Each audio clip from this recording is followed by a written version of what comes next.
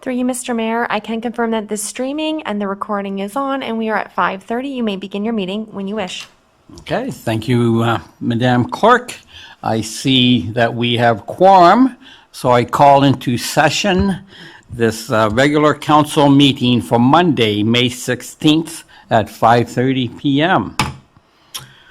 And now with that, we will have the land recognition statement read this week by Councillor Olson. Thank you, Mr. Mayor.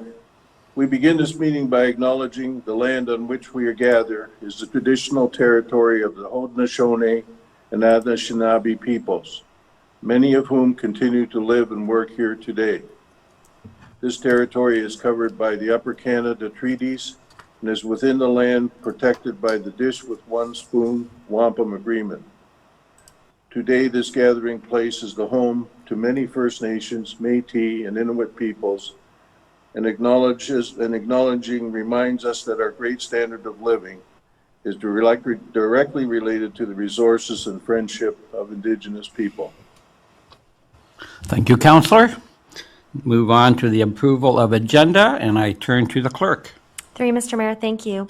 I have a motion put forth by Councillor Olson, seconded by Councillor Hildebrandt, that the agenda be amended to add the addendum being item number 4.2.3.1, Big Creek Drain System, presentation materials from the consultant, and move items 10.2.1, special event permit application, 10.2.2, Big Creek Municipal Drain System Assessment Schedule Update Engineering Report, and 10.2.3, Recommendation for Draft Plan of Subdivision, Official Plan and Zoning Bylaw Amendments, Summersides Village, to be heard after item 4.2, Delegations. To you, Mr. Mayor, for discussion. Okay, thank you. Any discussion on these proposed amendments? Not seeing any, Madam Clerk? Thank you. The vote begins with Councillor Hahn.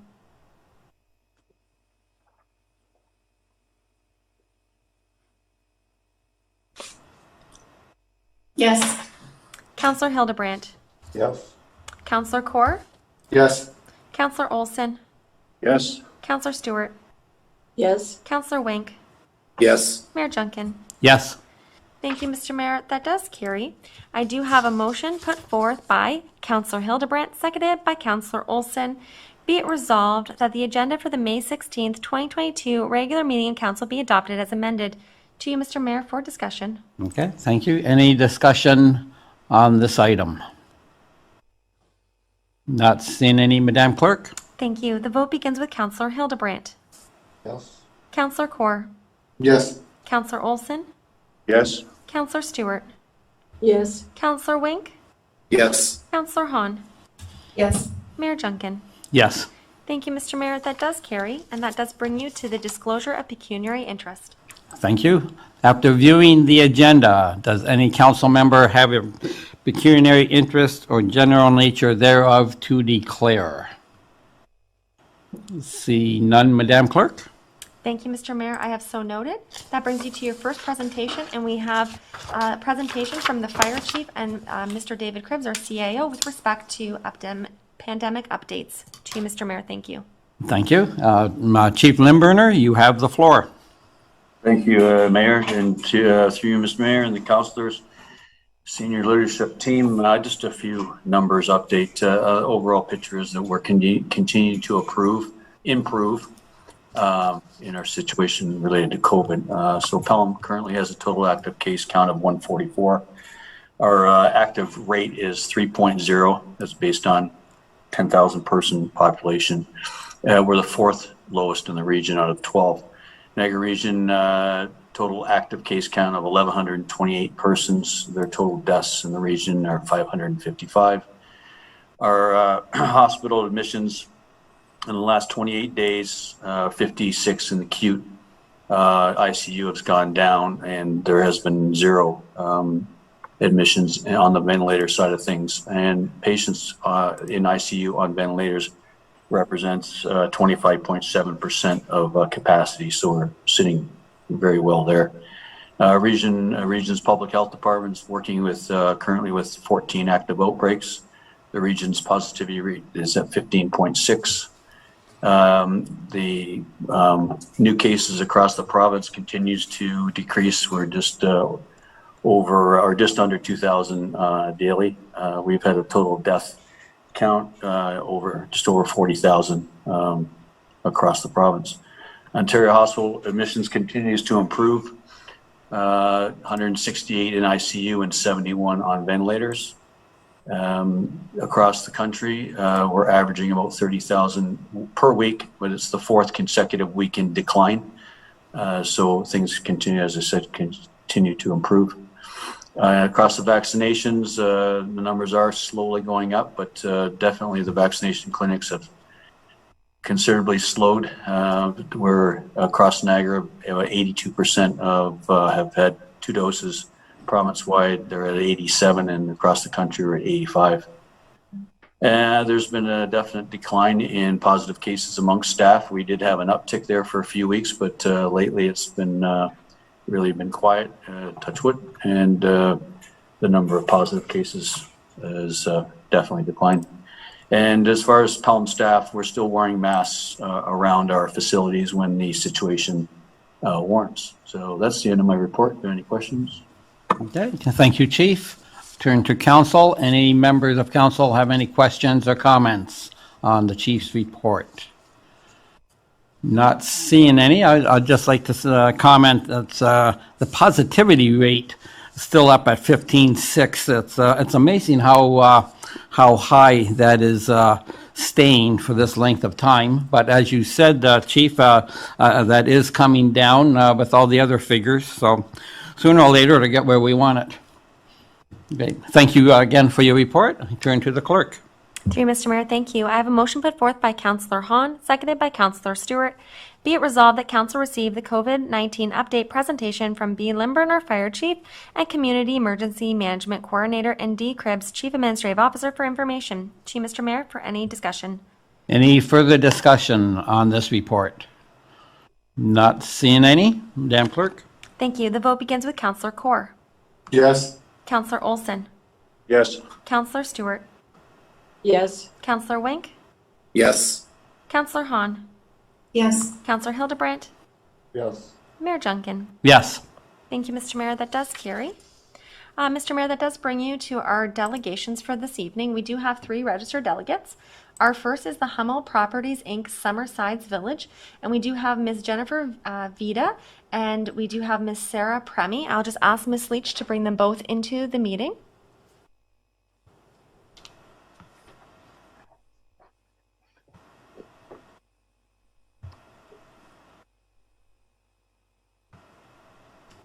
Thank you, Mr. Mayor. I do see we have both of our presenters, and I would just remind the presenters that they do have 10 minutes. At the 8-minute mark, I'll ring a bell 2 times, and then at the 10-minute, I'll ring the bell again, and you'll know that that is your time. Thank you to you, Mr. Mayor. Okay, and ladies, you have the floor. At the 8-minute mark.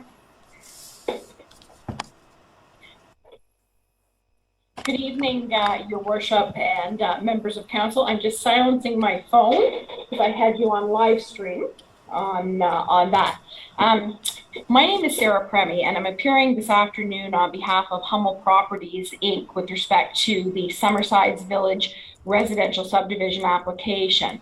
With me tonight is Jennifer Vida, who is the Director of Development and Project Administration for Hummel Properties, Inc.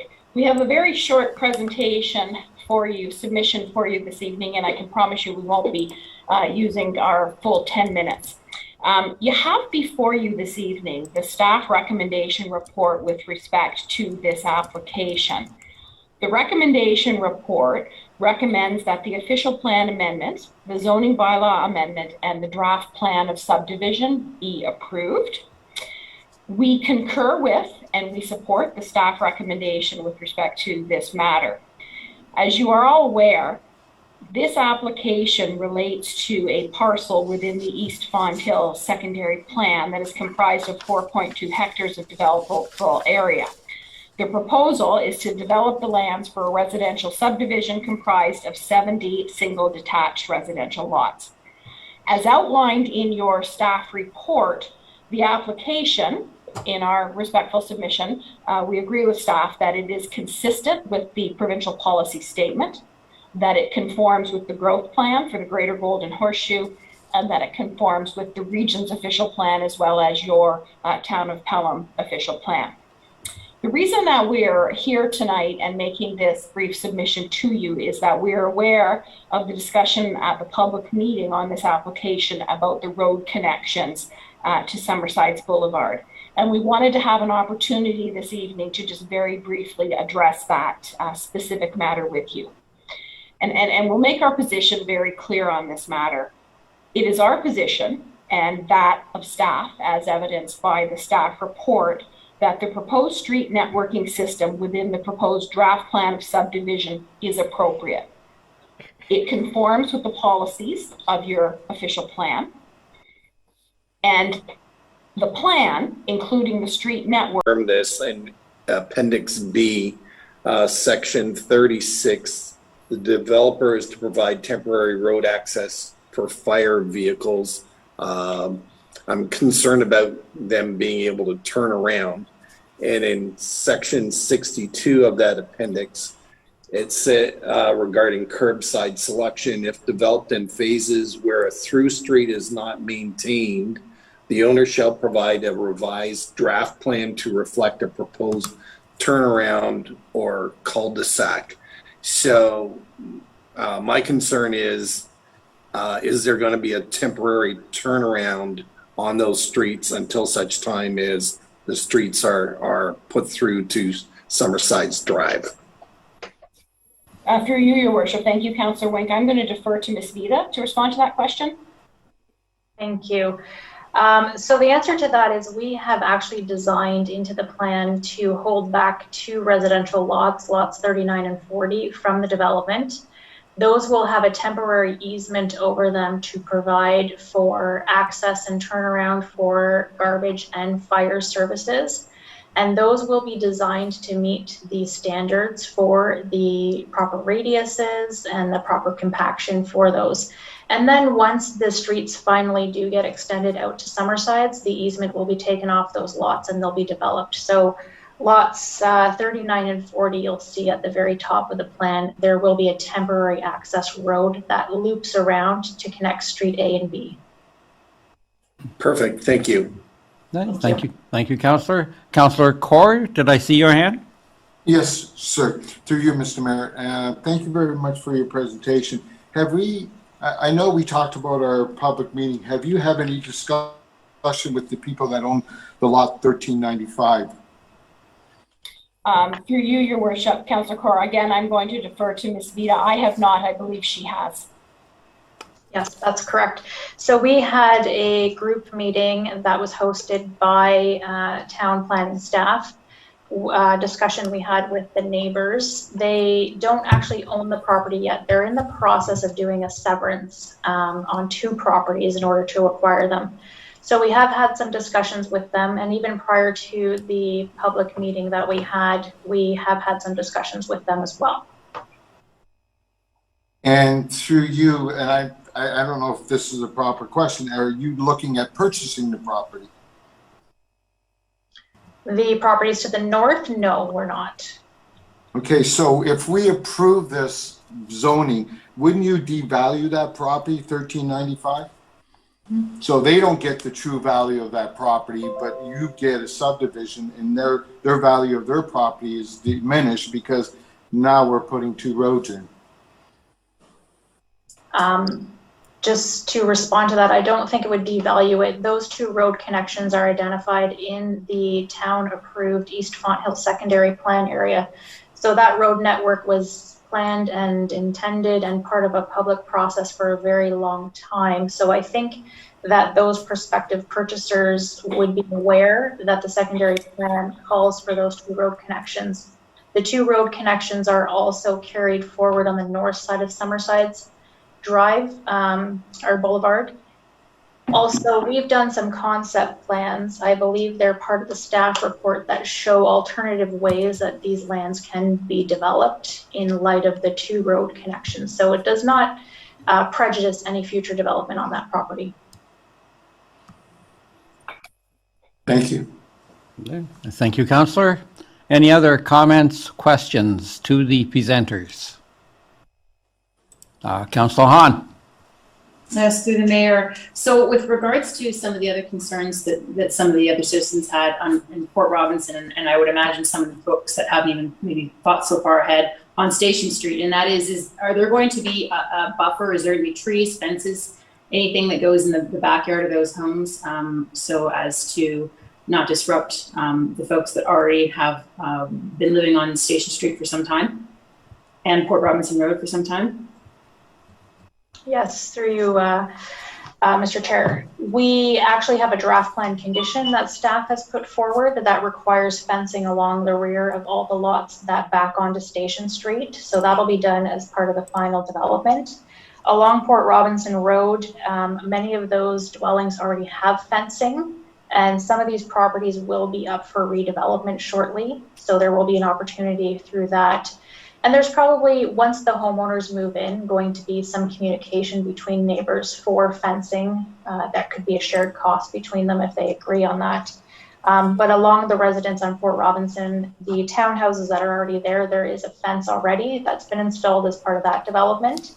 And I think there's only 2 other properties that back onto Summersides, and I believe one of them is going to come forward for redevelopment shortly. Okay, thank you. And one further question. So lots number, and I think you said it was 39 and 40. So if lots 39 and 40 never were turned into homes and lots per se, and actually were a road, it would connect Street A and Street B, and then it would basically make it a circle, make it an island for the people in the center. So other than the loss of 2 homes for you, that would be the only net loss to your organization. From a development perspective, you mean if we didn't have Street B going all the way out to Summersides? That's correct, yeah. If you just basically, as you mentioned earlier to Councillor Wink, that temporarily you're going to have lot 39 and 40 as a turnaround, right, for a temporary period of time. If that temporary was turned to a permanent period of time, then folks could still access A and B together and go right out to the future road that would then attach to Summersides Boulevard. Yes, so we would actually have to redesign the plan because the width of lots 39 and 40 only meet the technical standards for a temporary turnaround. The standard for a full public road would be 20 meters. So we'd lose more than the 2 lots. And we'd also be out of conformity with the official plan, which we do not want to do. Conformity is really important for us. We did change the plan as a result of comments from staff. We're committed to this plan, and it does conform with the secondary plan, like I said, and it also is consistent with the development that was recently approved on the north side of Summersides Boulevard. So what is the measurement you have if you need 20? What is the measurement that you have in a lot right now? So how much? I believe those are 13 meters, which is about 45 feet. So we would need to bring that up. So we'd have to reduce the size of some of the other lots as well. So we would have to redesign this and look at it differently. Okay, thank you. Okay, thank you, Councillor. Any other comments or questions to the presenters? Not seeing any, Madam Clerk? Thank you. Through you, Mr. Mayor, I have a motion put forth by Councillor Kaur, seconded by Councillor Wink. Be it resolved that Council receive the presentation from Sarah Premi and of Jennifer Vita from Hummel Properties with respect to Summersides Village for information. To you, Mr. Mayor, for discussion. Thank you. Any other questions or comments? One last chance. Not seeing any, Madam Clerk? Thank you. The vote begins with Councillor Olson. Yes. Councillor Stewart. Yes. Councillor Wink. Yes. Councillor Hahn. Yes. Councillor Hildebrandt. Yes. Councillor Kaur. Yes. Mayor Junkin. Yes. Thank you, Mr. Mayor. That does carry. I will ask Ms. Leach to put our presenters back into the waiting room so we can move on to our next delegation. Our next registered delegation is the Fenwick Market, and we do have Miss Katie Dyson and Miss Olive Settle. I'll just ask Ms. Leach to bring our presenters into the meeting. Council can give us a moment. To bring our presenters into the meeting. Council can give us a moment. Thank you. I do see that our presenters are now in the meeting. I'll just remind. Into the meeting. Council can give us a moment. If our presenters can just stop the streaming on their end. Meeting, I'll just remind. Into the meeting. Council can give us a moment. If our presenters can just stop the stream. Thank you. I would just remind the presenters that they do have a 10-minute window. I will be recording that, and at the 8-minute mark, I will do a ring of the bell, and at the 10-minute mark, I will double ring the bell, so you'll know your time is up. Through you, Mr. Mayor, to you. Okay. Ladies, you have the floor. Thank you. Hi. Good Okay. afternoon. Okay, so hi everybody. So my name is Olivia, and we also have Katie here. And we would like to extend to you our sincerest gratitude for allowing us to present this evening. We appreciate the help and the patience extended to us by Deputy Clerk Sarah Leach, who has graciously walked us through the application process so that we can move forward with the sanction of the town of Pelham and begin this new adventure as a welcomed partner. It is important to us that we work with you, the members of the council, to properly establish ourselves within the community and know that in doing so, we are building a stronger relationship for the future. And with that, we would like to outline our mission and our plan for the first Fenwick Market. So that's the agenda that we'll be going over, and then we can do the next slide. Perfect. Inspired by the Pelham community and its incredible network of small businesses, the Fenwick Market is a 2-day market featuring local makers, small businesses, and food vendors. Participating businesses will be local, many of them women-owned, and some of them not-for-profit.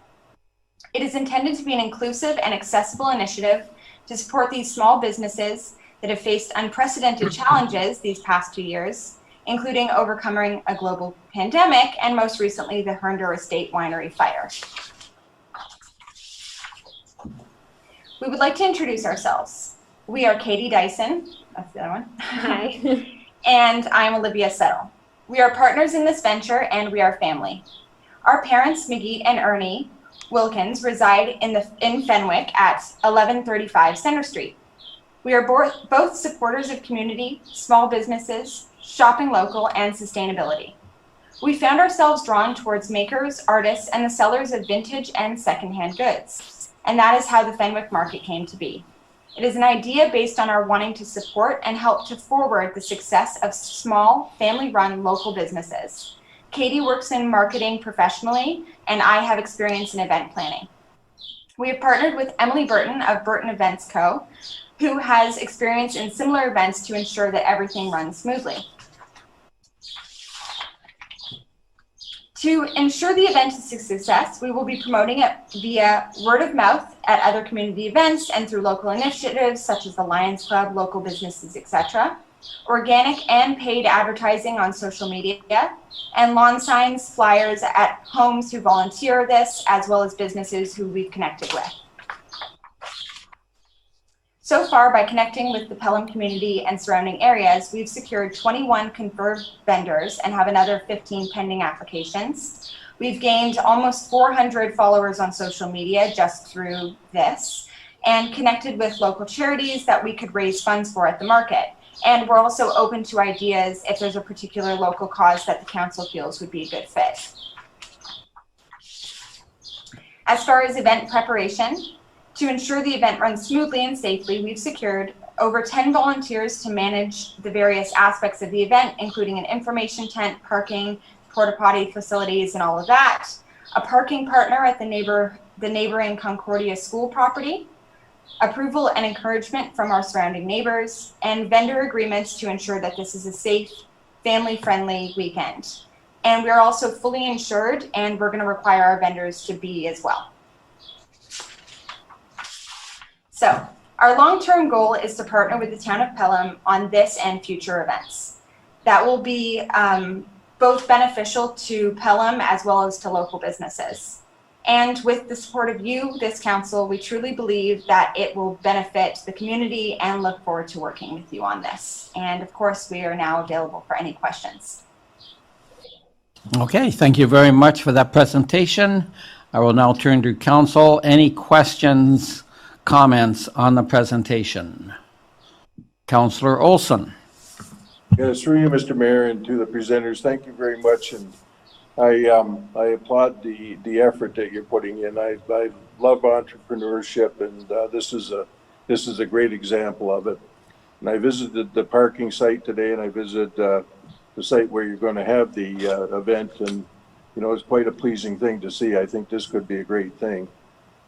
You're wise to follow along with the with our town staff because, as you undoubtedly aware, there is the Tulip Festival at the corner of the highway in Balfour, and that's been quite a success, I think, because very few problems with parking and things, and I think that goes to the town staff, the bylaw enforcement, who did a great job in bringing that forward the way it is, because it's quite an event attracting a lot of people.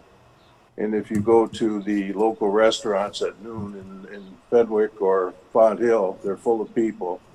And I think this could be a great draw. So I'm fully in support of what you want to do here. Thank you. Thank you so much. That means a lot. Okay, thank you, Councillor Olson. Any other questions or comments on this presentation? Not seeing any. I turn to the clerk. Through you, Mr. Mayor, thank you. I do have a motion put forth by Councillor Wink, seconded by Councillor Stewart. Be it resolved that council receive the presentation from Katie Dyson and Olivia Settle, event organizers for the Fenwick Market, with respect to the event approval and itinerant seller bylaw exemption for information. To you, Mr. Mayor, for discussion. Okay. Any other questions or comments on the presenters? Councillor Stewart? Yes, thank you. Through you, Mr. Mayor. Ladies, it sounds like a great venture, but I do have a question because particularly, I'll reference it in terms of Summerfest. We have food vendors that come there, and I'm wondering if staff could tell us whether those vendors are exempt from a fee to participate there. Through you, Mr. Mayor, my report, which we'll deal with after the delegations, indicates that staff is recommending that the food truck vendors for itinerant sellers still undergo through the licensing process and still will pay their annual fee and still will have all the inspections that are required. So yes, food trucks will undergo that. Thank you. Okay, thank you, Councillor. Any other comments or questions? I would just also like to say I support this event. I think it's be a great event for that particular part of the community, and with the amount of vendors you have lined up, I'm sure it's going to be quite a draw. So I hope all your work pays off and you have great attendance and great weather. Thank you. We hope to see you all there. Okay, back to you, Madam Clerk. Thank you. So again, this is for receiving the delegation for information, and the vote begins with Councillor Stewart. Yes. Councillor Wink. Yes. Councillor Hahn. Yes. Councillor Hildebrandt. Yes. Councillor Kaur. Yes. Councillor Olson. Yes. Mayor Junkin. Yes. Thank you, Mr. Mayor. That does carry. To you, Mr. Mayor, I'll just ask Ms. Leach to put our presenters back into the waiting room so we can continue on to our next delegation. Thank you. I'll also ask Ms. Leach just to bring in the town's consultant, Neil Morris from K Smart Associates. He's our next registered delegate with respect to the Big Creek drainage system.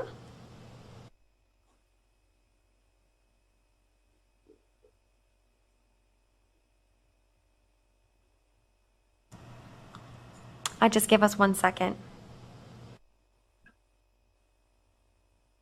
Sorry, through you, Madam Clerk, it appears that Mr. Morris has just lost connection. I'm just going to reach out to him. Thank you, Ms. Leach.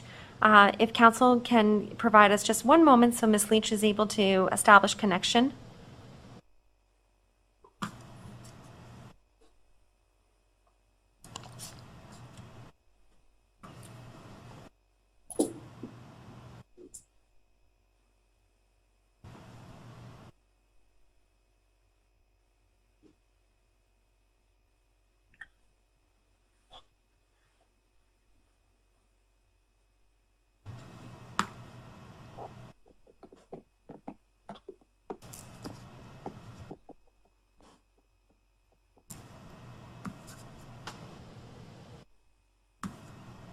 I do understand from Ms. Leach that the presenter was in the meeting waiting room just until a split second ago.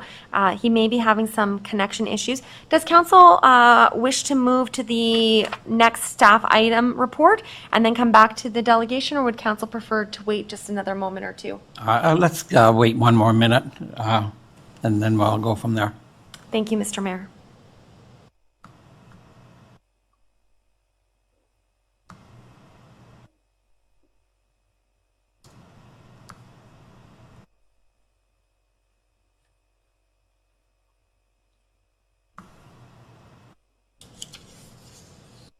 Thank you. I understand from Ms. Leach, she's been able to reconnect, and she'll be bringing him into the meeting momentarily. Thank you. Excellent. Thank you. Hi, Mr. Morris. Thank you for joining the meeting.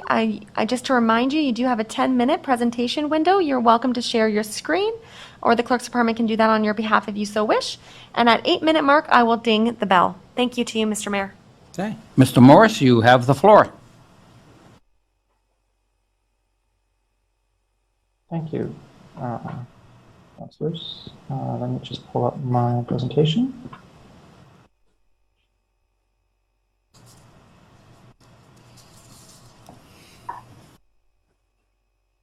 Can everyone hear me fine? Yes, we can. Okay, I'm just like to present the Big Creek, and can everyone see my title page? No, we do not. Okay.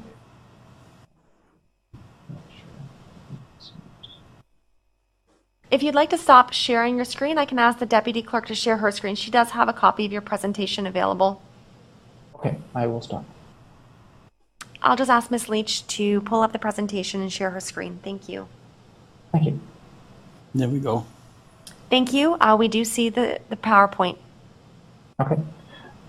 Yes, we're presenting the Big Creek Municipal Drain Section 76 report. The purpose of this report was to update the future maintenance assessment schedules. The original report, in some cases, dates back to the 1890s, and it was in drastic need of some updates.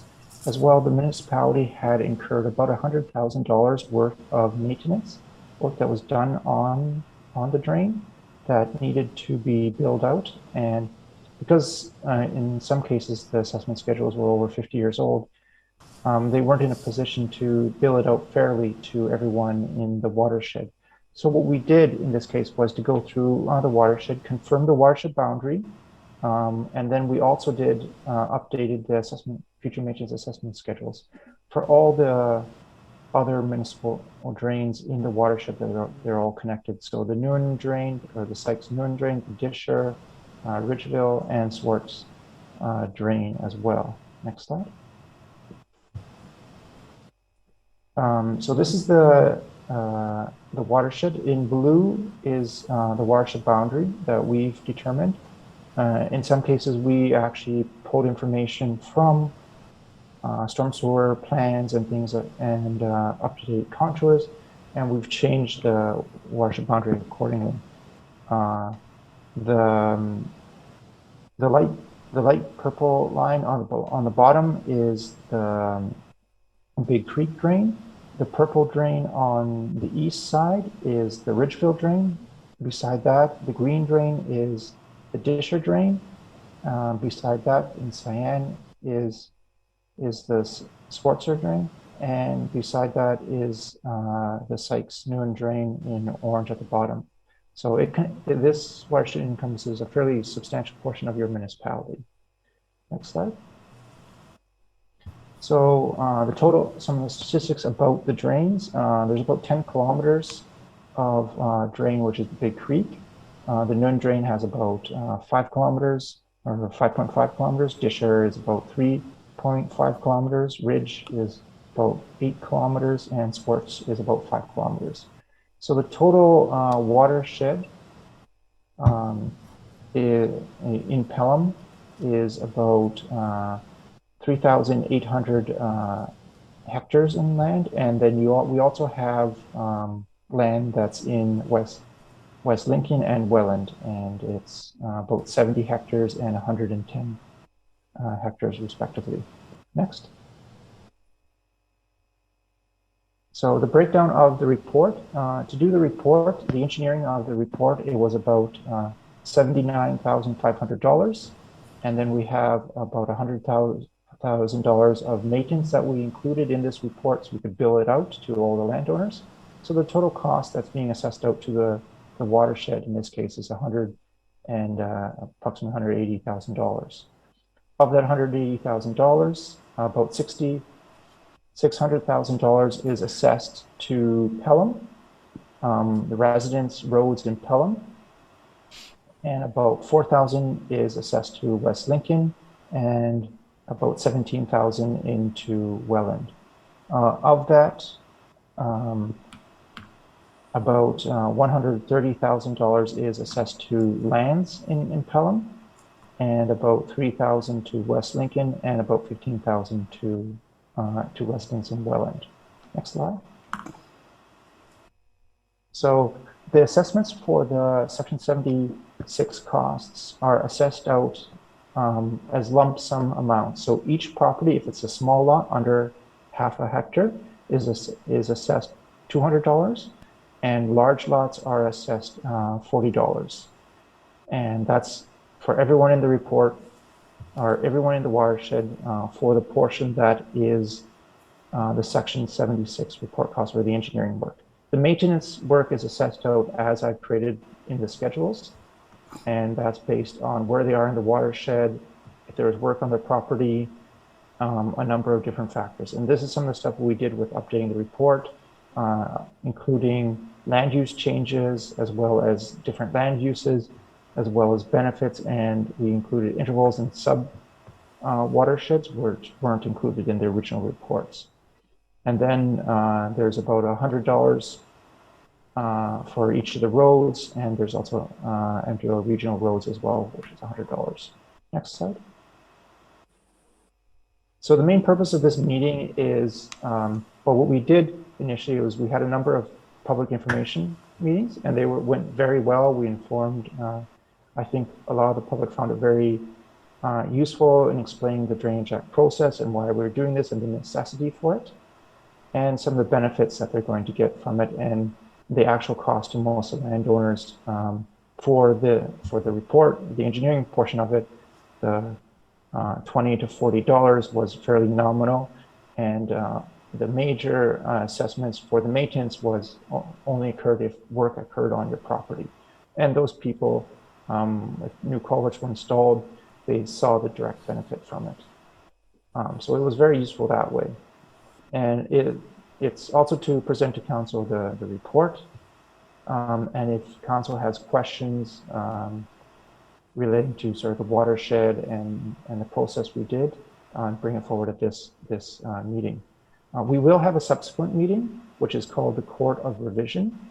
And that one will deal with assessments. So this meeting does not deal with assessments. It only deals with sort of the technical aspects of the report. And if most people in this case, they're concerned about what they were assessed, they can bring it up forward at that meeting. So that meeting will be held between 20 to 30 days from this meeting. It'll be a little bit more because we have to work things with the other municipalities because there are 2 other members.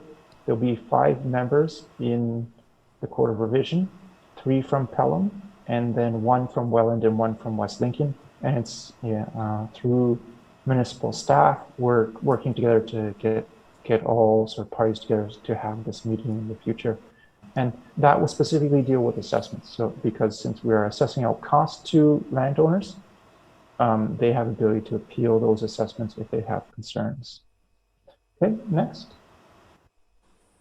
And just thank you. And if you have any questions, thank you. Okay, thank you for that report, Mr. Morris. Turn to the clerk. Thank you. Through you, Mr. Mayor, I do have a motion put forth by Councillor Hahn, seconded by Councillor Hildebrand. Be it resolved that Council receive the presentation from Mr. Neil Morris, the town's Big Creek Drain System Consultant, for information. To you, Mr. Mayor, for any discussion. Okay, thank you. Any questions or comments on Mr. Morris's report? Not seeing any, Madam Clerk? 3, Mr. Mayor, thank you. The vote begins with Councillor Wink. Yes. Councillor Hahn. Yes. Councillor Hildebrandt. Yes. Councillor Kaur. Yes. Councillor Olson. Yes. Councillor Stewart. Yes. Mayor Junkin. Yes. Thank you, Mr. Mayor. That does carry. To Mr. Mayor, that brings us to our staff report. I do have a motion put forth by Councillor Kaur, seconded by Councillor Olson. Be it resolved that Council receive Report 2022-119 Recommendation for Draft Plan of Subdivision, Official Plan, and Zoning Bylaw Amendment, Summersides Village for information as it pertains to file number 26T19-02-2021, OPAM-02-2021, and AM-07-2021. And that Council direct planning staff to prepare the bylaw for approval of the official plan amendment for Council's consideration. And that Council direct planning staff to prepare the bylaw for approval of the zoning bylaw amendment for Council's consideration. And that Council approve the draft plan of subdivision attached as Appendix A, subject to the conditions in Appendix B. To you, Mr. Mayor, for discussion. Okay, thank you, Madam Clerk. Any questions, comments? I see Councillor Kaur. Through you, Mr. Mayor, I won't be supporting this, and I'm not against the subdivision. I think it's a great looking subdivision. I just think that there could be more communication or negotiation with the people that own 1395. We talk about the north side of Summerside. I know for a fact that the two developers agreed to put two roads on that side also. So again, I don't want to be the referee here. I think the two developers should come to a mutual agreement that would make our lives a little bit easier. By voting yes, we're taking one side here. So that's why I'm not supporting it. Okay, thank you, Councillor Kaur. Any other comments or questions? Councillor Wink. So in 2013, the East Font Hill secondary plan came into existence. It was approved by the council at that time. There were through streets from Port Robinson through to Summerside planned at that point in time. The people who are buying the land to the north of this development were fully aware of the through streets that were in that demonstration plan. So they should be aware. There shouldn't be, I don't feel that there's need for negotiation here. And I'm going to be fully supporting this draft plan of subdivision. Okay, thank you, Councillor. Any other comments or questions to the presenter or on this item? Councillor Hahn. Through the mayor. So what we learned at the last meeting in this topic is that what was posted on the large board for everyone to see for some time is actually different than it is that we're looking at now. There was 3 streets, A, B, and I would assume C. Now there's just A and B. So things have indeed changed. So I can't take the same stance that you're taking, Councillor Wink, in that, you know, this is what was proposed, so we should just do it. Because if that was the case, we still have 3 streets. So I do think that, as I alluded to earlier when I asked the questions in the presentation, and that is with the removal of lot, as 39 and 40, but perhaps even 38 and 41, so 4 homes, we could actually make that street attached from A to B and then out to Summerside. So it's not an impossible task. It's just a willingness to do it is required. So I'm not supportive because I think that it does devalue the 1395 station in that it puts a pickle in somebody else's plans that wants to build a building, a multi-dwelling unit building, which we all know we need in this town. And then that's an appropriate area to put it because there's some further down the street. So, yeah, I don't think I'm going to be supporting this. Thank you. Right, thank you, Counselor. Perhaps at this time I'd call on Ms. Weens. Any comments on the fact that there was 3 streets?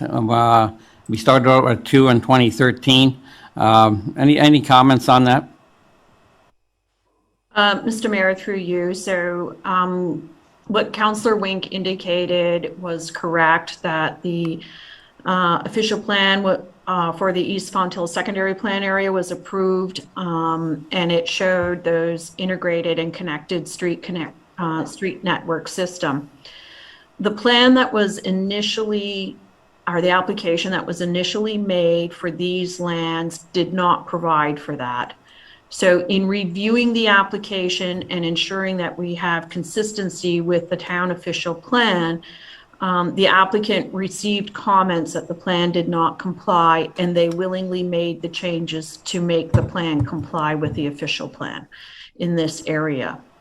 So, you know, that is why while there was a plan that was erected on the property when it was initially submitted, that plan did not comply with the secondary plan. And as is normal when we go through these processes, there's input from lots of different agencies and the public, and the plans get revised and adjusted before they come back to council with the final recommendation.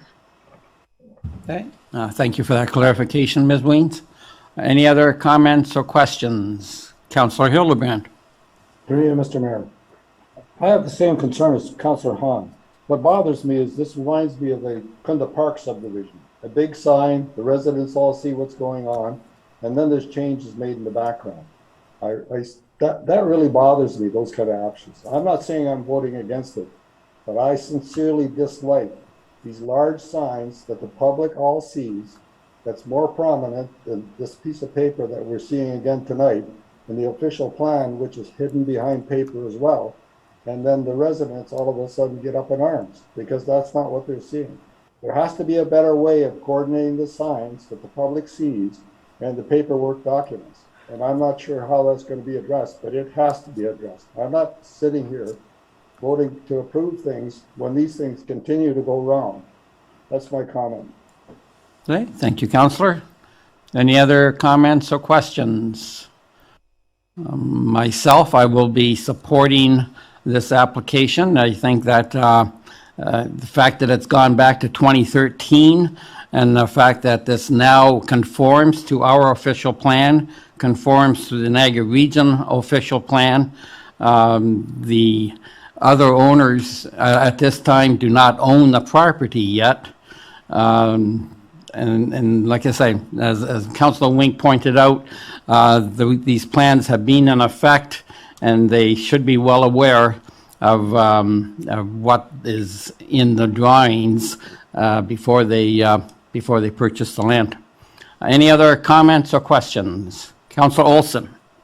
Yes, through you, Mr. Mayor. Yes, I'm going to be voting in favor of this because there's far too many things and favorable things in this this plan, including continuity across the area from Port Robinson over to Summerside. And we're doing a pretty good job, I think, of creating communities, and I think this is just part of it. Thank you. Okay, thank you, Councillor. Any other questions or comments before I turn to the clerk? Not seeing any. Madam Clerk? Through you, Mr. Mayor, thank you. This vote begins with Councillor Hahn. No. Councillor Hildebrandt. No. Councillor Kaur. No. Councillor Olson. Yes? Councillor Stewart. Yes. Councillor Wink. Yes. Mayor Junkin. Yes. Thank you, Mr. Mayor. That does carry.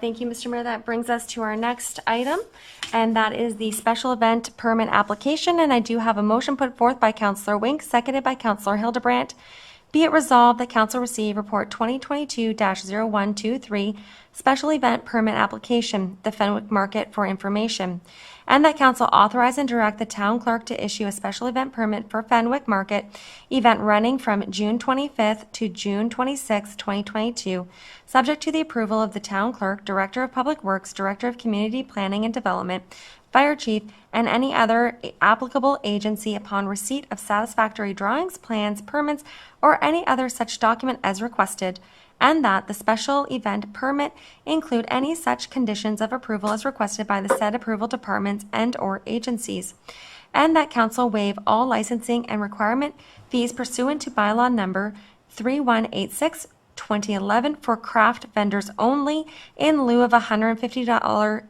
fire inspection fee payable to the town of Pelham prior to the issuance of the permit. To you, Mr. Mayor, for discussion.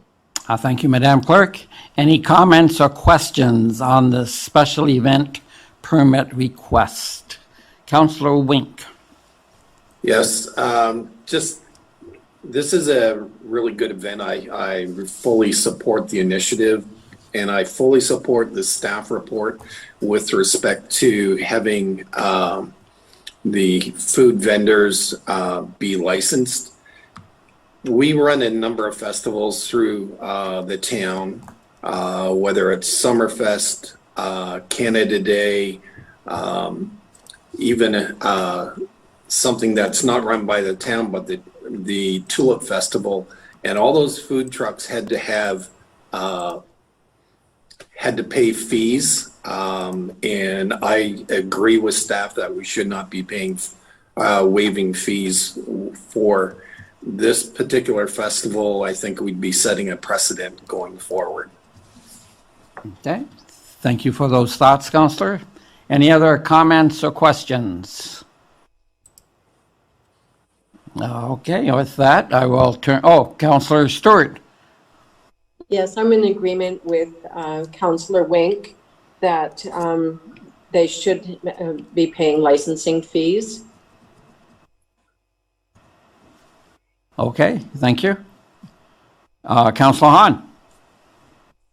Through the mayor, just for clarification, when the question was asked earlier, I believe the clerk said that they would be. So if a vote is to the positive, this is just to confirm, they would be in fact paying those fees for the food trucks, and then also for the fire, whatever you call it, the fee for the fire safety fee, correct? Those are the two things they would be paying. Thank you. To you, Mr. Mayor, for clarification. The staff report and the recommendation is indicating that the craft vendors, not the food trucks, just the craft vendors would receive the waiving of the fees, and instead they would be paying $150 for the fire inspection. The food trucks would still be undergoing the normal process, and no fees would be waived for the food trucks. Okay, thank you very much. Okay, thank you. Any other questions or comments? Not seeing any, Madam Clerk? Thank you. The vote begins with Councillor Hildebrandt. Yes. Councillor Kaur. Yes. Councillor Olson. Yes. Councillor Stewart. Yes. Councillor Wink. Yes. Councillor Hahn. Yes. Mayor Junkin. Yes. Thank you, Mr. Mayor. That does carry. To you, Mr. Mayor, that brings us to our next report. I do have a motion put forth by Councillor Hahn, seconded by Councillor Stewart. Be it resolved that Council receive report 2022-0116, Big Creek Municipal Drain System Assessment Schedule Update Engineers Report for information, and that Council direct staff to prepare the necessary bylaw for provisional approval of the engineer's report and to present it at the next council meeting for 2 readings. And that Council appoint 3 members from Council to sit on the Court of Revision, being blank, blank, and blank. And that Council direct town staff to contact staff at the City of Welland and Township of West Lincoln to appoint 1 member each to the Court of Revision. And that Council direct town staff to schedule the Court of Revision in accordance with the Drainage Act requirements. To you, Mr. Mayor, certainly Council can discuss. However, staff are looking for an amendment to insert 3 members of Council's names to sit as part of the Court of Revision. To you, Mr. Mayor. Okay, thank you. Any comments or questions on inserting the amendment of naming 3 councilors to the Court of Revision? Any comments or questions on that? Not seeing any, Madam Clerk? Through you, Mr. Mayor, we are just looking for counselors to indicate their interest who may wish to sit on this Board of Revision. Okay, so we're well looking for volunteers, and this, of course, is, they may very well not be called into service. This is just if there is appeals. I see Councillor Olson, Councillor Hildebrand, and actually, I would, if it's applicable, I'd like to put my own name also. Certainly. Okay, so we have our three. Thank you, councillors, for putting your name forward.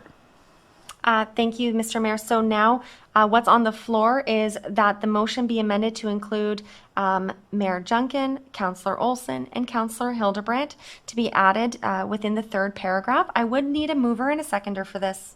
Okay, do we have a mover and a seconder? I see Councillor Kaur and Councillor Wink. Is there any further discussion on this? Okay, any further discussion on this item? Not seeing any, Madam Clerk? Thank you. So for the amendment, the vote begins with Councillor Hahn, Yes. Councillor Hildebrandt, Yes. Councillor Kaur, Yes. Councillor Olson, Yes. Councillor Stewart, Yes. Councillor Wink, Yes. Mayor Junkin. Yes. Thank you, Mr. Mayor. That does carry. That does bring us to the main motion as amended. To you, Mr. Mayor, for any other discussion. Thank you. On the main motion, any further discussion, questions? Not seeing any, Madam Clerk? Thank you. Just for clarity, I am going to use the same mover and seconder from the amendment. And this vote again begins with Councillor Hahn, Yes. Councillor Hildebrandt, Yes. Councillor Kaur, Yes. Councillor Olson, Yes. Councillor Stewart, Yes. Councillor Wink, Yes. Mayor Junkin. Yes. Thank you, Mr. Mayor. That does carry. To you, Mr. Mayor, your next item of business is the approval of the minutes. I do have a motion put forth by Councillor Stewart, seconded by Councillor Wink. Be it resolved that the following minutes be adopted as printed, circulated, and read. 1 RC-09/2022, regular council, May 3rd, 2022. To you, Mr. Mayor, to call for any errors or omissions. Thank you. After viewing the minutes, is there any errors or omissions that any councillor would like to bring forward? Not seeing any, Madam Clerk? Thank you, Mr. Mayor. This vote begins with Councillor Olson, Yes. Councillor Stewart, Yes. Councillor Wink, Yes. Councillor Hahn, Yes. Councillor Hildebrandt, Yes. Councillor Kaur, Yes. Mayor Junkin. Yes. Thank you, Mr. Mayor. That does carry. To you, Mr. Mayor, that brings us to item 7 on the agenda, and this is the request to lift items from the consent agenda. I just remind council that you're not required to lift an item if you simply wish to speak to it. But if any members of council do wish to lift any items, I'd ask that they let us know now. Okay, thank you. I see Councillor Hildebrand. Item 11.5.2, which is Pancake Lane.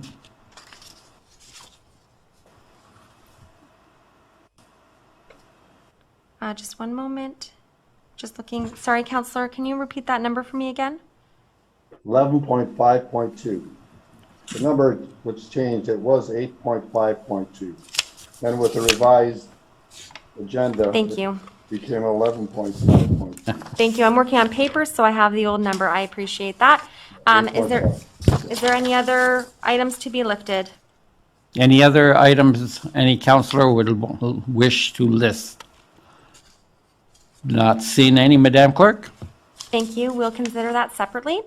I do have a motion put forth by Councillor Kaur, seconded by Councillor Olson. Be it resolved that the consent agenda items as listed on the May 16th, 2022 council agenda be received and recommendations therein be approved as it therein contains, save and accept item 8.5.2, now 11.5.2. To you, Mr. Mayor, council can discuss the other items on the agenda, on the consent agenda. Thank you. Is there any item on the agenda that a councillor would like to raise and just make a comment or two on? Not seeing any, Madam Clerk? Thank you, Mr. Mayor. This vote does begin with Councillor Stewart, Yes. Counselor Wink, Yes. Counselor Hahn, Yes. Counselor Hildebrandt, Yes. Counselor Kaur, Yes. Counselor Olson, Yes. Mayor Junkin. Yes. Thank you, Mr. Mayor. That does carry. That does bring you to your item to be considered separately, and that was previously 8.5.2, and it is correspondence with respect to Pancake Lane zoning. And the original resolution attached is be it resolved that council receive correspondence from Lee Witt, PLW Consulting comments regarding the 1 Pancake Lane zoning bylaw amendment for information. To you, Mr. Mayor, for the further discussion. Okay, thank you. Councilor Hildebrand, you lifted the item. Go ahead. Thank you, Mr. Mayor. Before I make a motion, I just want to make sure we got a clear understanding. Number one, where is this building location? Because when you read the letter that we got from the planning consultant, from the residents, he wanted it to stay where it was, which was the east side. Then I see the letter from our planning director, and she says it's going to stay as proposed on the east side. So is that the location of this building now, on the east side of the property versus the west side? Can the planning director please confirm that for me? Go ahead, Ms. Weens. Yes, Mr. Mayor, through you. Yes, the building is staying on the east side. There was some discussion with the residents about potentially moving the building further to the west and having the driveway on the east. And the applicant's consultants looked at doing that and prepared a plan and shared that with the residents. And it was determined that would be more impactful. So they didn't shift the location of the building. It's staying on the east side as initially proposed. Councilor? Yep, I've just got a second question, but just to confirm that, how does the consultant from the residents get that information confirmed back to him? Because his letter makes it totally unclear. It seems to me he's thinking it's on the west side. So somewhere there's some misinformation. But going on to my second question is the fact that the residents consultant marked up the landscape plan, and that's part of the site plan approval. But yet the site plan approval is delegated to staff for approval. So how are we ensured as council that all the issues addressed by the residence planning consultant that he marked up get addressed by the planning department, and that it's not just approval of what the developer's consultant wants? Ms. Weens? So, Mr. Mayor, through you, currently what you're dealing with is a zoning bylaw amendment application.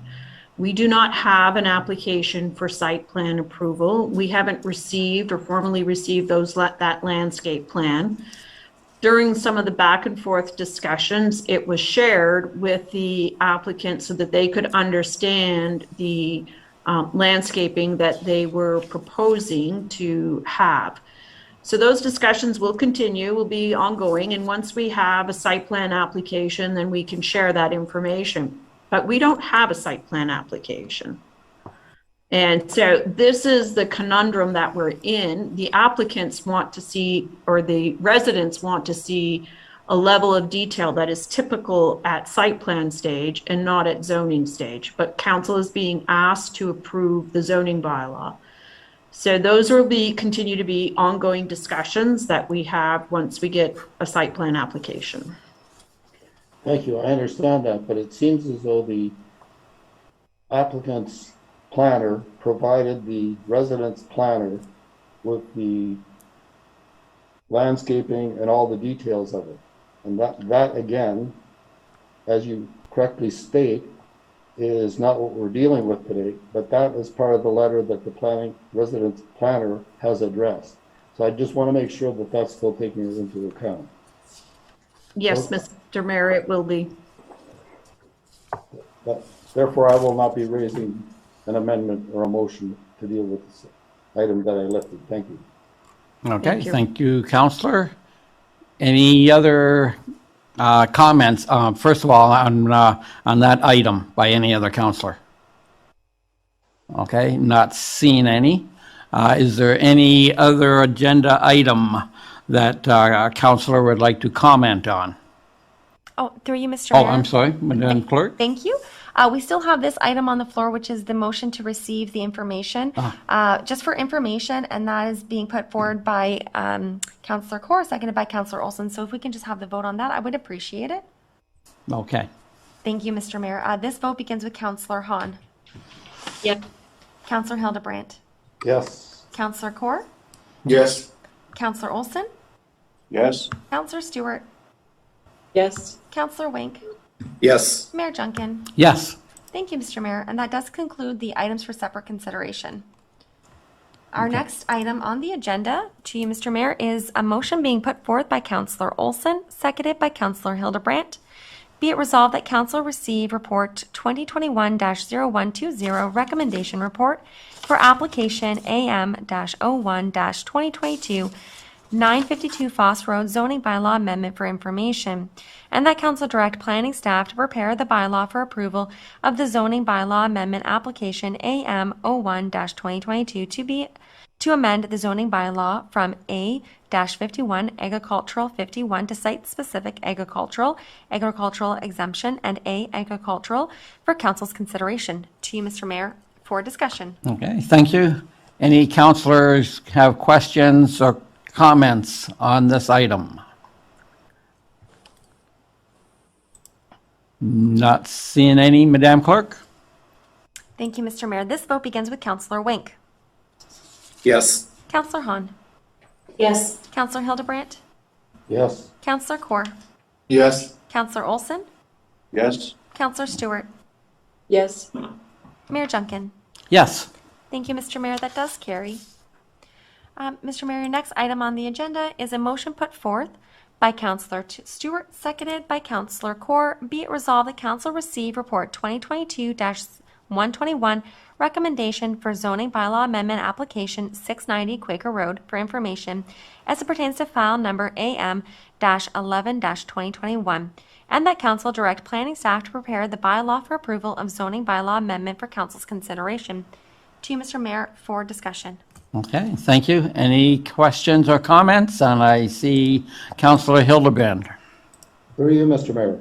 Yes, I'd like to make an amendment to the motion, and my amendment will read, and that council directs staff to require a 1.5 meter planting strip adjacent to the north property line, and the reduction of the planting strip only permitted on the west property line to continue to the neighboring garage encroachment. Okay, thank you. Madam Clerk? Thank you. I do have that. So this is a motion to amend to include that paragraph into the recommendation. I do have Councillor Hildebrandt as the mover, and I would be looking for a seconder.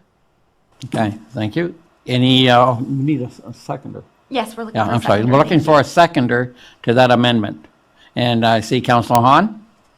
Thank you. To you, Mr. Mayor, for discussion. Okay, on that amendment for tree planting. Any comments or questions? Back to you, Councillor Hildebrandt. Through you, Mr. Mayor.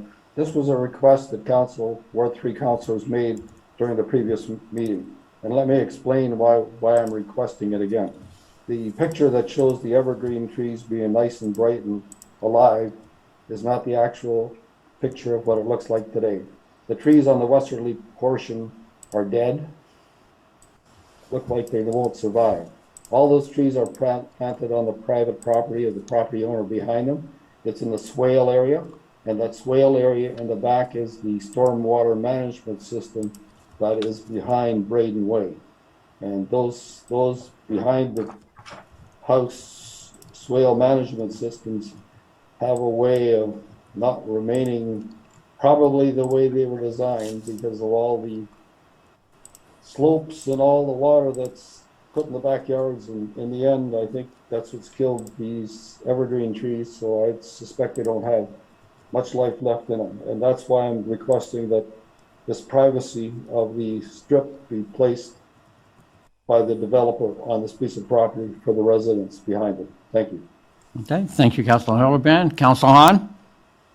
Through the mayor, I think further to that, we should probably stipulate the height and type of tree, and that it would be, in my opinion, should be a coniferous tree, like an evergreen, so that there'll be year-round privacy.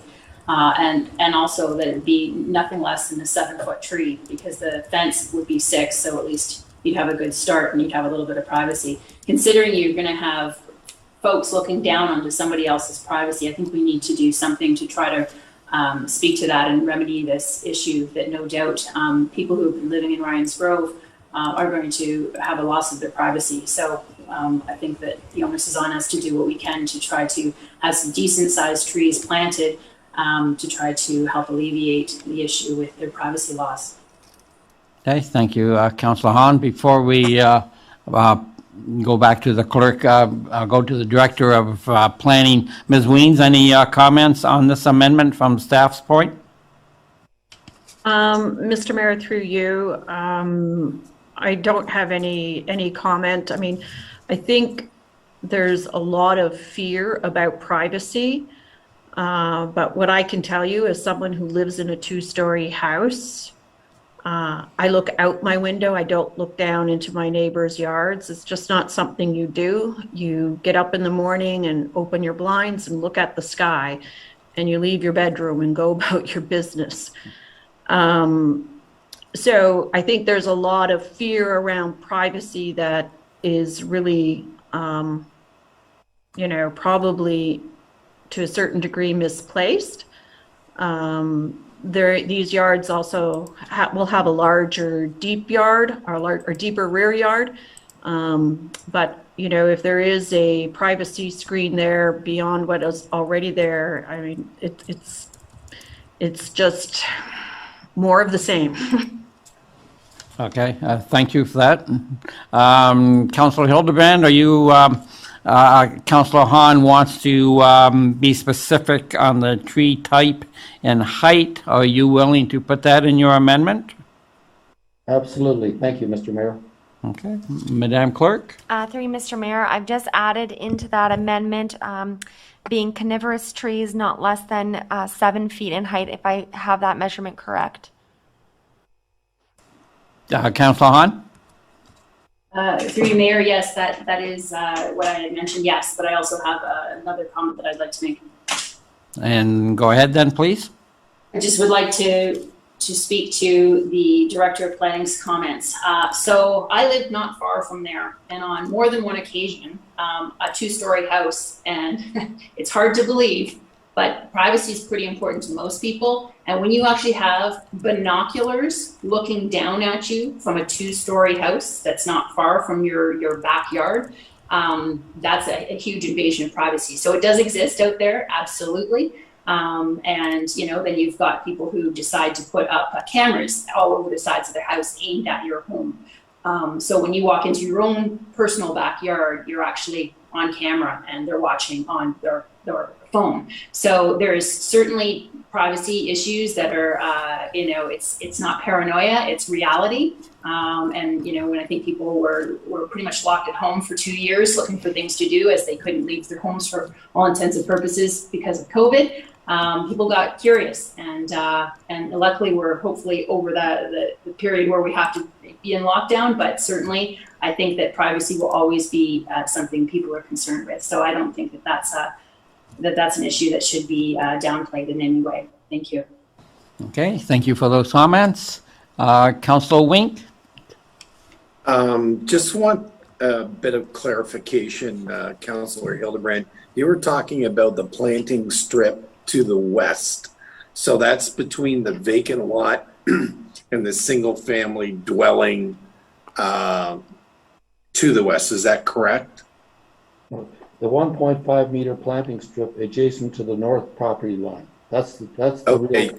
All right. So thank you for that, because you initially said the west and I just wasn't clear on that. I'm sorry about that.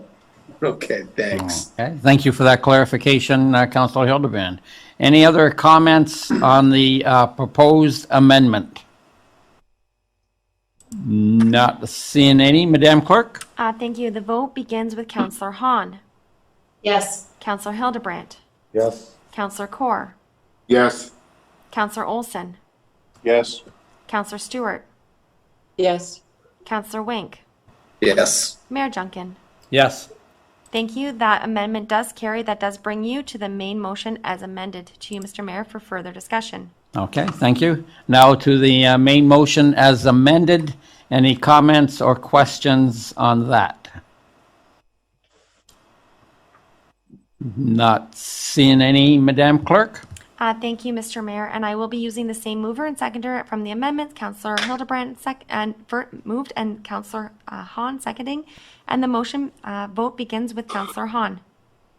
Yes. Counselor Hildebrand. Yes. Counselor Kaur.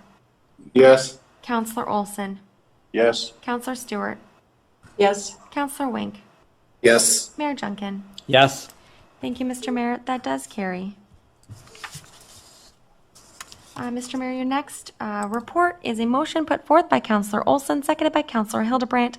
Be it resolved that Council receive Report 2022-0118, Challenges in Fleet Procurement and Supply Disruption for Information, and that Council approve the budget increase of $20,560 to the capital project VEH 07-22 Baseball Diamond Grooming Tractor, and that Council direct the $20,560 additional expenditure from project VEH 07-22 to be funded from the fleet capital reserves, and that council hereby waive the requirement of the town's purchasing policy S402-00 and direct staff to proceed with a non-competitive acquisition pursuant to Section 25 acquisition where there are special circumstances of the purchasing policy, and that council directs staff to obtain 3 quotes of the purchase of VEH 01-22 electric vehicle, and that council authorize and direct the staff to proceed with a quote staff deems reasonable and economical,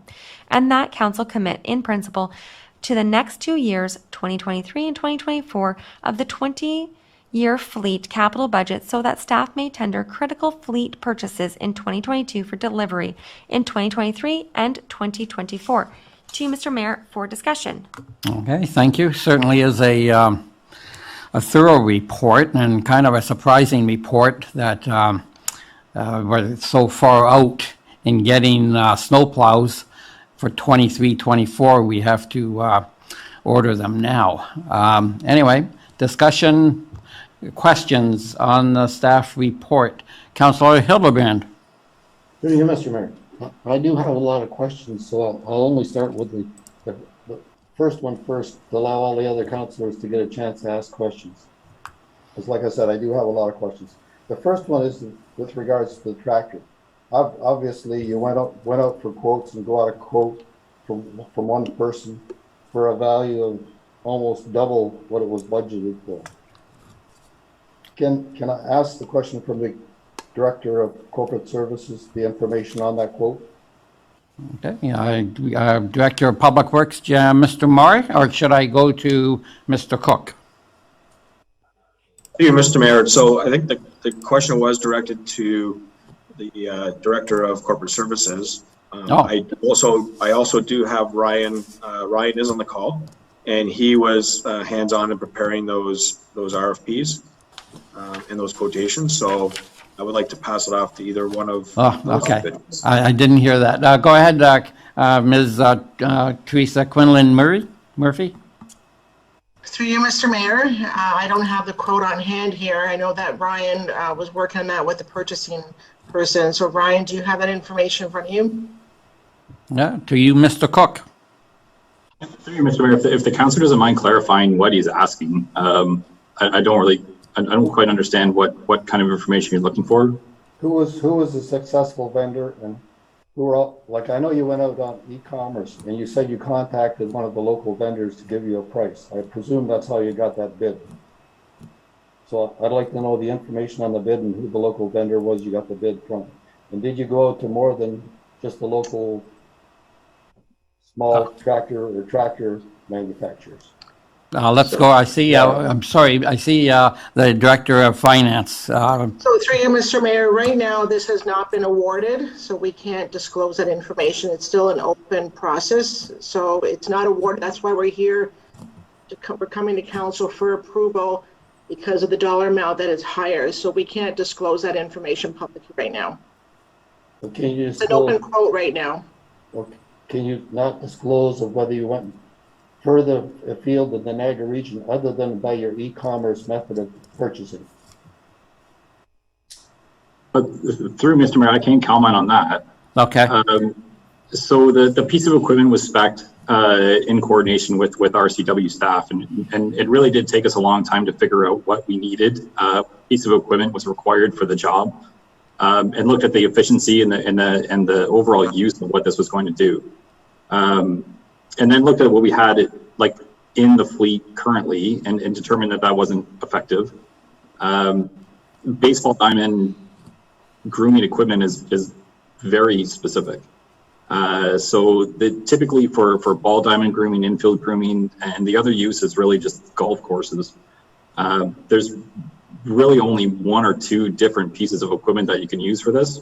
So when we put the spec together, it was generic, and put it on e-commerce, and there was really only a few people that can ever quote on it. It becomes it's just a very specific piece of municipal equipment. So there's just not a lot of vendors, but we did get the quote back from the main supplier of it.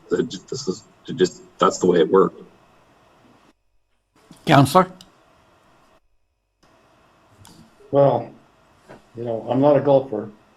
Probably Mr. Wink could comment on this better than I would, but at the golf courses, I see several different manufacturers with equipment out there. So I'm not so sure how you can just say it's one manufacturer that has that type of equipment. Or two. What concerns me is that you've gone up far enough afield to the big suppliers of this kind of equipment, rather than just local. Because locally, you only have like very small one-time dealers, and that's my concern, that you haven't gone far enough afield, and you're asking me to double the value of the quote without enough investigation. That's my concern. Again, either to Director of Treasury or Ryan, did you feel, either one of you feel that we had indeed a large audience on this bid at the beginning, and we only had one or two get back to us? Is that basically what happened? Finance? Through you, Mr. Mayor, what happens when it goes on the bids and tenders? Anyone that's been registered with the town that sells these types of equipment all have an opportunity to bid on this tender. So it is open to everyone that is registered with the town. So it actually goes out to quite a few of the various vendors. Whether they decide, the issue that's happening right now is that people can't, the vendors don't have this equipment, so people aren't bidding on the tenders that are out there. That's the issue we're having. It's a supply chain issue. That's the concern here. And anytime that there is there's a demand for something and not enough of something else, that's why the price has doubled. The implication I got from the staff report was that you went to the local vendor and got this information for that bid. You're saying no. Go ahead, Mr. Cook. Through you, Mr. Mayor, during the budget preparation, we do go out to vendors and ask sort of what the budget price on these pieces of equipment are. We don't make them up when we're putting budget together. So we get a spec, and then we spec generically. We don't spec a specific product. We spec generically of what we expect the equipment can do and the basic spec around it. That's how we put together the tender packages for these things. But during initial budget deliberation or the preparation, yeah, we canvass other municipalities for similar pieces of equipment, and we take a look at the vendor price locally, and then that, like all of Ontario. But there's, like I said, when you do specific things, the vendor list becomes very small. Whether there's a dealer in town locally, which we do have, and they're around, there's really an all Ontario supplier of that piece of equipment. The more specific you get, the less there is. Councillor? But I think this went out to 5,000 different vendors, like we did, like e-procurement does put it out to about, I think, 5,000 plan takers. So there are notifications. So there was plenty of saturation in the to get prices back. Well, I can tell you on the market right now, you're not going to get any of those 5,000 people probably to reply to your e-commerce thing. If you need something, if you need a truck, and I'm going to go on to trucks in a little while, I'll be telling you how the local private industry gets their trucks. So they're not getting their trucks by going to the dealers and trying to get them to supply material. So that's just my comment. Thanks. Okay, thank you, Councillor. Councillor, oh wait, I see Director of Public Works, Mr. Mark. Yes. So through you, Mr. Mayor, just to make a general comment, we're following the town's purchasing policy, and it is going out in a competitive environment. We're not sole sourcing individual suppliers. It is going through our procurement policy that the town has, and it is a competitive process. We're just not getting the bids. Okay, thank you for that clarification. Councillor Olson. Yes, through you, Mr. Mayor. I read through the report, and there certainly is a supply chain issue.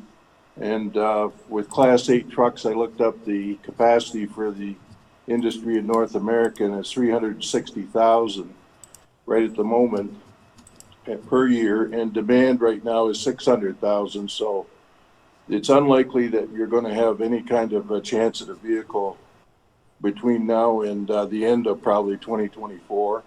The next 2 years are not going to be available. You might as well get your name in the list, because that's what's going to happen. You should be remembered that we're not just those lines just don't produce plow trucks. They produce school bus chassis and all other forms of vehicles which are in the Class 8. And so I think it's the right thing to do is to move ahead and make the commitments to make these purchases in advance, because we need reliable vehicles on the road. And looking at the possibility of breakdown of an aging fleet, our roads are prioritized, and I sense that the roads that have the lowest priority are probably mostly in Ward 1, and I don't want to see Ward 1 left behind on plowing because of the priorities that you must set to make proper use of your equipment. Okay, thank you, Councillor, for those comments. Any other comments or questions? Councillor Hahn. Yes, to the mayor. So I've heard the word plow now twice, and I'm just looking at the recommendation in front of me here. And my understanding is that, one, it's a diamond, baseball diamond grooming tractor, and that there's a request for 3 quotes, to get 3 quotes for electric vehicle. And then also for staff to proceed with a quote for the next 2 years. Am I missing someplace else where it's talking about snow equipment, or is that it was just an example that was posed? We'll go back to Director of Public Works. Yes, thank you. Through you, Mr. Mayor. So to answer the councillor's question, the final recommendation is that we ask for council's commitment for the 2023-2024 capital fleet budget. In 2023, we do have a plow identified in our forecast, and another plow in 2024. So those are, if you've heard snowplow, that's why they're in future capital budgets. That really, this piece of equipment is, we're being told by suppliers, is approximately 2 years out from the date that you order it. So that's the real, like, those trucks are critical for our fleet for our winter maintenance operations specifically. We found that out this year.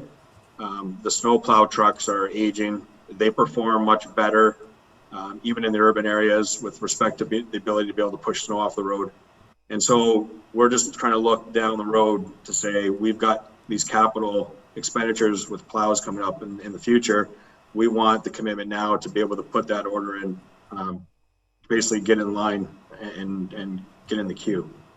So basically just get in line, and then as far as the actual output of funds, it would be till 23, 24 at best anyhow, and maybe even later. So, okay, can you just speak to the electric vehicles? So you're wanting to get 3 quotes for electric vehicles. So That's great, but why? Like, why do we need these additional vehicles, or we're replacing? Can you just speak to that a little bit? Yes, through you, Mr. Mayor, to answer the councilor's question, part of the 2022 capital budget was a new vehicle. It's going to be delivered to the building department. The fleet budget runs through Public Works, but the purchase of the vehicle will actually be for the building department. We will be reusing one of the vehicles that the building department currently uses, one of the small SUVs, and it's just a fleet replacement that is due. We thought there was a good opportunity here to get into the electric vehicle fleet market, and that's what we're trying to do here. So Ryan can probably speak more to the process again, the competitive process that was led out with the RFPs, but my understanding is that we went out on competitive submission on this, and again, did not receive any quotes. The reason I specifically asked this question is I always see the word purchase in all the asks so far since I think I took office, and I never see the word lease, and I just don't understand why we don't ever look at doing fleet leases. Why is that something that hasn't been considered? Because electric vehicles, all well and great, they're expensive initially to purchase, but if there's issues, they're very expensive to repair. Any comment either from director or from, well, first I see finance, Ms. Quinlan Murphy. Through you, Mr. Mayor, a report did come to council in February of 2017, looking at the lease versus buy of the vehicles, and it was recommended at the time that it was better for the town to purchase the vehicles. We are going back. We are looking at updating our lease versus buy report that we did, and we will take that into consideration. We do have the cash for it. I mean, sometimes the reason why we do lease vehicles, sometimes it could be cash flow. We don't have a cash flow issue. What's very good about the fleet reserves are actually quite healthy. And this is another reason why we are bringing this forward, is that, you know, to have the commitment from council for us to look at the 2023-24 capital fleet purchases. And you see the appendices that have been added to this report. It shows that the actual reserves and the cash for the reserves are in the bank to cover this. So we do have the funds for that. Thank you. Okay, thank you. Any other questions before I go back to Councilor Hildebrand? Just a minute, Councilor. No, I don't see any questions. We're back to you, Councilor. Well, thanks. I still have lots of questions there. I'm back on the second item, which was electric vehicles. Looking at the budget line, that's a $55,000 budget line. So you're looking for 3 quotes and you're trying to meet that budget. Is that correct? The director? Mr. Mayor, yes, that would be correct. Okay, now I'm going on to the 8 units that you're requiring for 23 and 24. It's 3 one-ton dumps, 2 backhoes, 2 snow plows, and 1 van.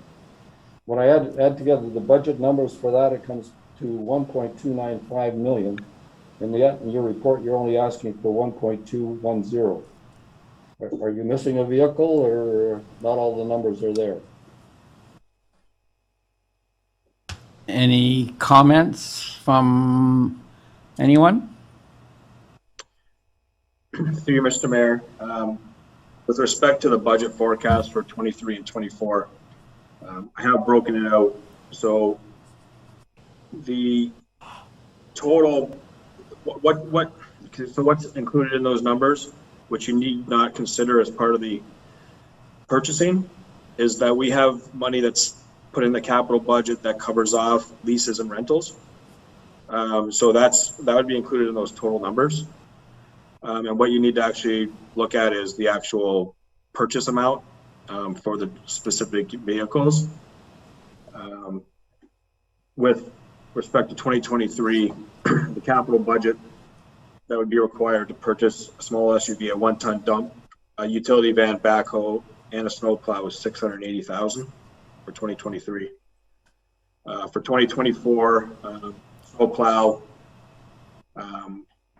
wood chipper, 1-ton work truck, 2 light-duty work trucks, small SUV, backhoe, back trailer, and another utility trailer had a total of $741,000. So those are the actual purchase amounts that are identified in the 2023 and 2024 capital budget. So I apologize, there is those numbers in the report would also include the rentals and the leases that we currently spend on certain fleet vehicles, and one of those being the tractors that we use for winter maintenance. Counselor? I'll just make one final comment. Councillor Olson was totally correct. The number of units being manufactured is far less than those required. Talking to one of my friends who is in the automotive business, what he told me is the market in the US is so strong that when you drive by the new car dealers here in town, what's happening to a lot of their vehicles is they're being sold at a profit to the US market rather than staying where they should and servicing the local community. And that, I think, is the real crime of what's happening to the Canadian economy and the vehicles in the Canadian market. So it's very discouraging that these companies think they can profit, which they can, but in the end, we are their customers, and we are the ones that are buying. So like Councillor Olson said, the Ford Motor Company has already declared, I don't think they're shipping any trucks this year. I think that's what my friend was telling me. So I agree, it's a terrible situation. And yes, I don't want anyone to be short of equipment, that's for sure. But let me add a third comment to this now, and this will be my last one. I talked to one of the local operators who needs heavy duty trucks, like your 1 tons and biggers. And I asked, because in the past, he was always leasing, renting, and using that. This year, he couldn't get a lease, he couldn't buy a truck from a dealer, and he couldn't get the other. And what he went out and did was he went online, because all these lease companies and all the big fleet managers sell off their vehicles in a certain amount of time and period of time, whether they got 12,000 kilometers or 15 or 20.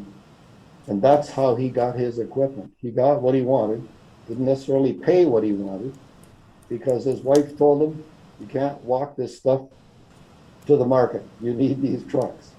So that's how he was able to buy equipment. So what I'm saying is, you may not be successful using the traditional way of purchasing and buying equipment, even if you put an order now, but that's what the private market is doing. They're going out and getting these vehicles through these other avenues, and not through the dealers who seem to be profiting by selling their equipment to the US. Just a general comment. Thank you. Okay, thank you for those comments, Counselor. Any other questions or comments on the staff report? Not, Counselor Hahn. Yeah, through the mayor, one last question. So the treasurer mentioned earlier that you're going to be looking at doing another report because the last report was 2017, which was a very different time. When would that report be available between leasing, financing, purchase? Through you, Mr. Mayor, it would be late fall. Thank you. Okay, thank you. Any other comments or questions? Not seeing any, Madam Clerk? 3, Mr. Mayor, thank you. This vote begins with Councillor Kaur. Yes. Councillor Olson. Yes. Councillor Stewart. Yes. Councillor Wink. Yes. Councillor Hahn. Yes. Councillor Hildebrandt. Yes. Mayor Junkin. Yes. Thank you, Mr. Mayor. That does carry. Mr. Mayor, that does bring us to our next item, which is the presentation and considerations of bylaws. I do have a motion put forth by Councillor Wink, seconded by Councillor Kaur. Be it resolved that Council for the Town of Pelham, having given due consideration to the following bylaw, do read a first, second, and third time, and do pass same, and that the mayor and clerk be and are hereby authorized to sign and seal the bylaw.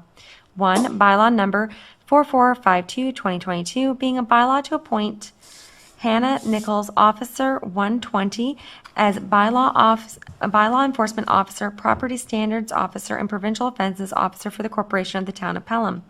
2, bylaw number 4453, 2022, being a bylaw to repeal or replace bylaw 4237, 2020, being a bylaw to regulate and keeping the maintenance of property within the town of Pelham known as the Clean Yards Bylaw. 3, bylaw number 4454, 2022, being a bylaw to regulate the control noise in the town of Pelham and to repeal bylaw number 3130, 2010, as amended by bylaw number 3324, 2012, and bylaw number 3808, 2016. 4, bylaw number 4455, 2022, being a bylaw to delegate authority to the chief administrative officer for certain acts during a lame duck period.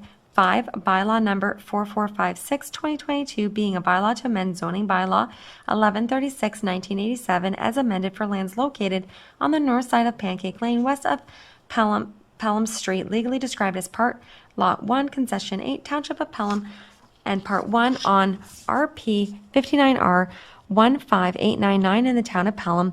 The zoning bylaw amendment rezones the lands from the institutional I zone to the following site-specific zone: residential multi-2 316, RM2 316, Top End Construction Inc., file number AM07-2020 64457, 2022, being a bylaw to authorize the mayor and clerk to enter into an indemnity acknowledgement agreement with the regional municipality of Niagara in the province for the temporary waste collection arrangement of Summersides Muse development.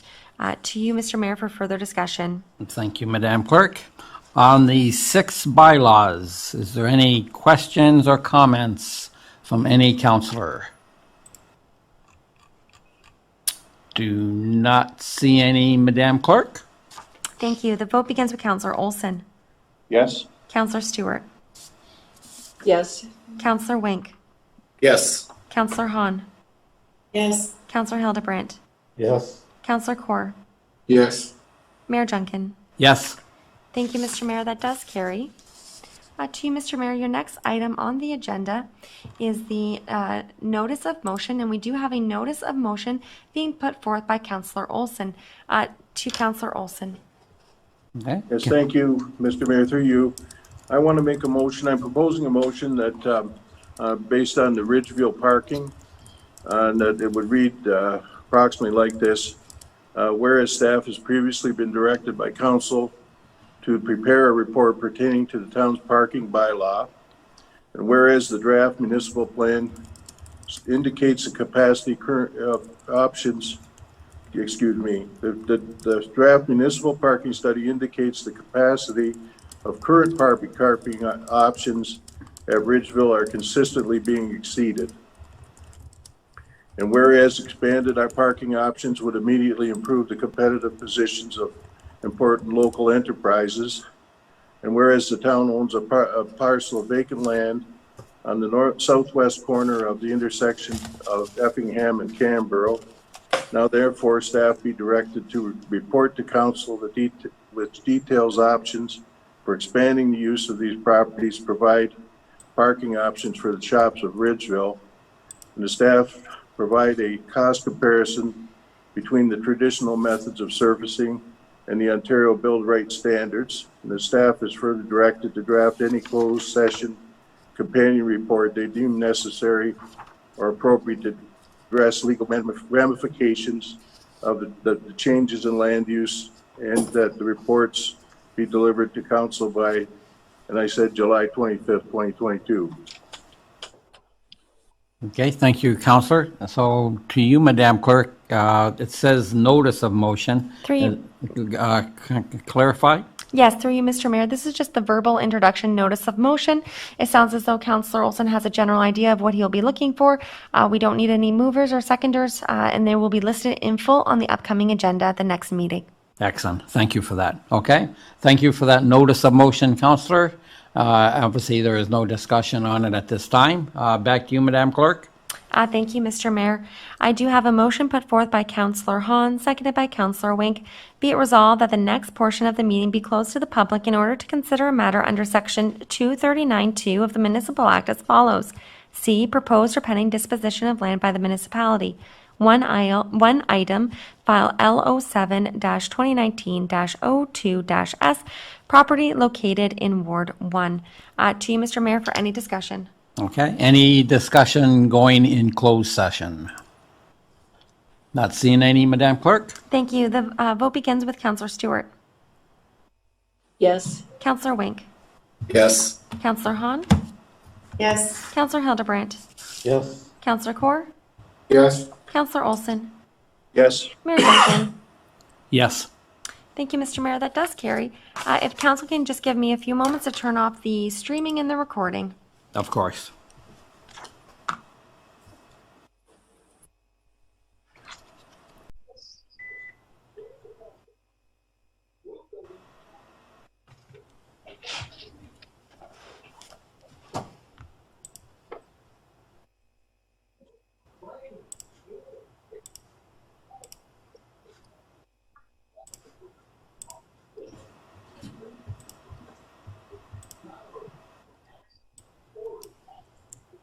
Thank you. Through you, Mr. Mayor, I do have confirmation that we are streaming and the recording is back on. And I do have a motion put forth by Councillor Hildebrandt, seconded by Councillor Olson. Be it resolved that council adjourn the in-camera session and that council do now rise with report. To you, Mr. Mayor, for any discussion. Okay. Any discussion on this item? Not seeing any, Madam Clerk? Thank you. The vote begins with Councillor Wink. Yes. Councillor Hahn. Yes. Councillor Hildebrandt. Yes. Councillor Kaur. Yes. Councillor Olson. Yes. Councillor Stewart. Yes. Mayor Junkin. Yes. Thank you, Mr. Mayor. That does carry. Mr. Mayor, I do have a motion put forth by Councillor Olson, seconded by Councillor Kaur. Be it resolved that council direct the town clerk to prepare and present a property-specific surplus land bylaw for council's consideration with respect to town-owned lands between Weber Road and Chandler Road being part of Lot 14, Concession 13 in the town of Pelham, designated as parts 8 to 15, 17 to 20 on Plan 59R-9940, the subject lands, and that council directs staff to provide notice the subject lands are to be declared surplus by advertising on the town's website, and that council direct the town clerk to prepare and present for council's consideration a bylaw authorizing the sale of the subject lands for a sale price of $230,000. To you, Mr. Mayor, for any discussion. Thank you. Any council discussion on this motion? Not seeing any, Madam Clerk? Thank you. The vote begins with Councillor Hahn. Yes. Councillor Hildebrandt. Yes. Councillor Kaur. Yes. Councillor Olson. Yes. Councillor Stewart. Yes. Councillor Wink. Yes. Mayor Junkin. Yes. Thank you, Mr. Mayor. That does carry. I do have a motion put forth by Councillor Hahn, seconded by Councillor Stewart. Be it resolved that the Chief Administrative Officer be and is hereby authorized to undertake the directions provided during the in-camera meeting of May 16th, 2022. To you, Mr. Mayor, for any discussion. Any discussion, council, on this item? Not seeing any? Thank you. The vote begins with Councillor Hildebrandt. Yes. Councillor Kaur. Yes. Councillor Olson. Yes. Councillor Stewart. Yes. Councillor Wink. Yes. Councillor Hahn. Yes. Mayor Junkin. Yes. Thank you, Mr. Mayor. That does carry. I do have a motion put forth by Councillor Stewart, seconded by Councillor Olson. Be it resolved that the following bylaw be ready first, second, and third time and do pass, being a bylaw number 4458-2022, to adopt and ratify and confirm the proceedings of council of the town of Pelham at its regular meeting held on the 16th day of May 2022. To you, Mr. Mayor, for discussion. Any discussion, council? Not seeing any, Madam Clerk? Thank you. The vote begins with Councillor Kaur. Yes. Councillor Olson. Yes. Councillor Stewart. Yes. Councillor Wink. Yes. Councillor Hahn. Yes. Councillor Hildebrandt. Yes. Mayor Junkin. Yes. Thank you, Mr. Mayor. That does carry. I do have a motion put forth by Councillor Hildebrandt, seconded by Councillor Wink. Be it resolved that this regular meeting of council be adjourned until the next regular meeting of council scheduled for June 7th, 2022 at 5:30 p.m. To you, Mr. Mayor, for any discussion. Any discussion, council? Not seeing any? Thank you. The vote begins with Councillor Olson. Yes. Councillor Stewart. Yes. Councillor Wink. Yes. Councillor Hahn. Yes. Counselor Hildebrandt. Yes. Counselor Kaur. Yes. Mayor Duncan. Yes.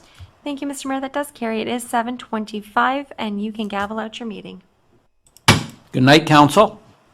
Good night. Good night, everyone. Good night, everyone. Good night, all.